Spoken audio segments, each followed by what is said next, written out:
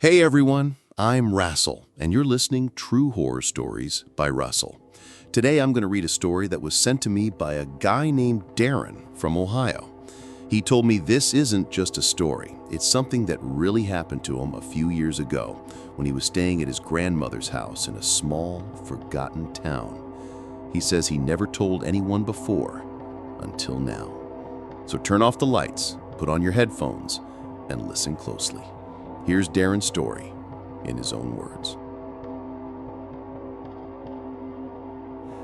I've never shared this with anyone before, not even my closest friends.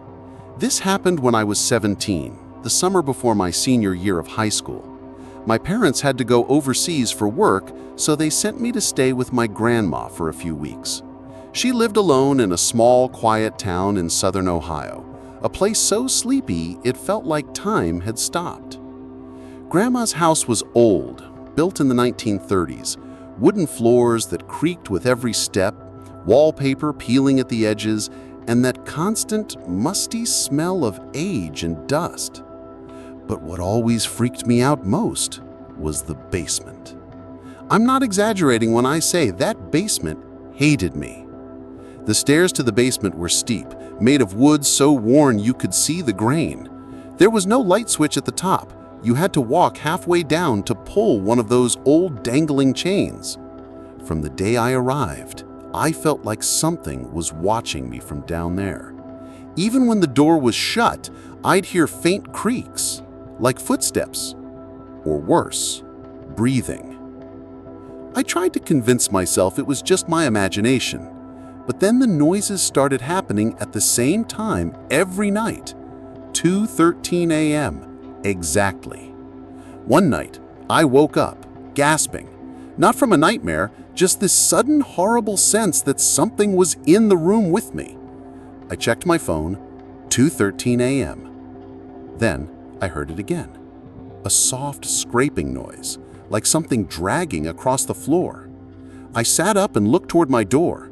It was cracked open, and I swear to God, I saw a shadow move past it. I grabbed my phone, turned on the flashlight, and tiptoed into the hallway. Everything was still. But from downstairs, I heard it. 3 knocks.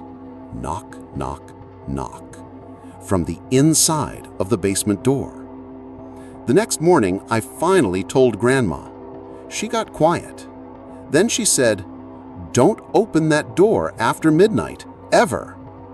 I asked her what she meant. She looked at me, dead serious, and said, "There's something down there. It doesn't like being watched." I laughed it off, thinking maybe she was just messing with me. But that night, I locked my bedroom door. At 2:13 a.m., I woke again. Not from a sound, but because it was ice cold in my room. I reached for my blanket, and that's when I noticed. My door was wide open. I knew I'd locked it. I always double-checked.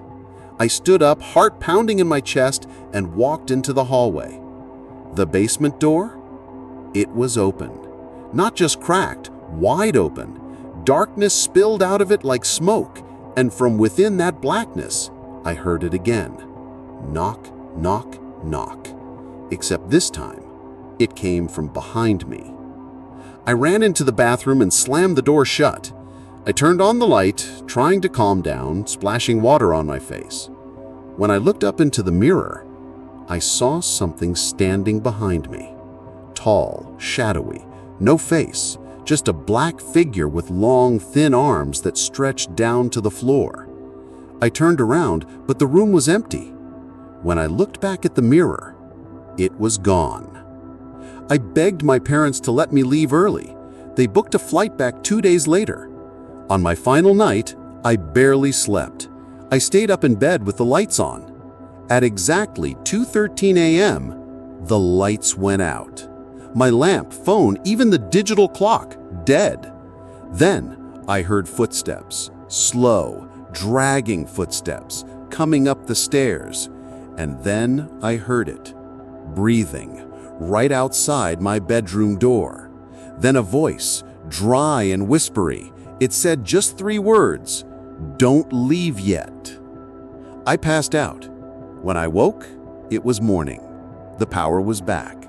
The house was quiet. I left that day. Grandma passed away a few months later. I never went back. But sometimes, around 2:13 a.m., I still hear knocking.